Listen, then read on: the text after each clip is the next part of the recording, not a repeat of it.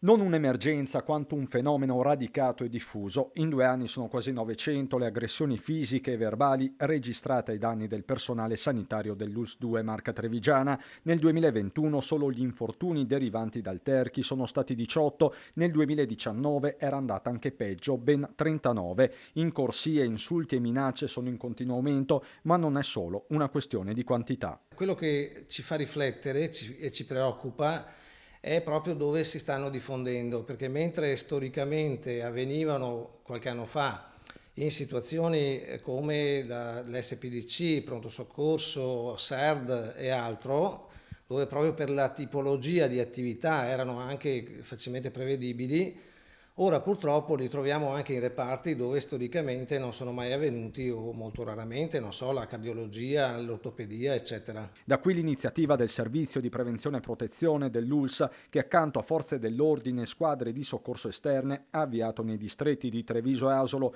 dei cicli di addestramento del personale, vere e proprie esercitazioni con gli equipaggi della Polizia di Stato che hanno anche simulato un intervento della squadra mobile in psichiatria al Cafoncello per far fronte a uno scenario di aggressione e sequestro degli operatori da parte di un paziente armato. Più in generale, tanti utenti perdono troppo facilmente le staffe. Probabilmente la situazione economica o il momento critico attuale ne facilita la diffusione, probabilmente gli operatori dove non sono mai avvenute queste situazioni vengono un po' così a volte presi anche alla sprovvista. A non aiutare nemmeno le tensioni sul Covid e sui vaccini, anche se su questo aspetto c'è prudenza. La situazione pandemica ha sicuramente peggiorato la situazione, quindi sicuramente un'incidenza ce l'ha, ce la potrà avere. Dirlo così in maniera oggettiva non siamo in grado.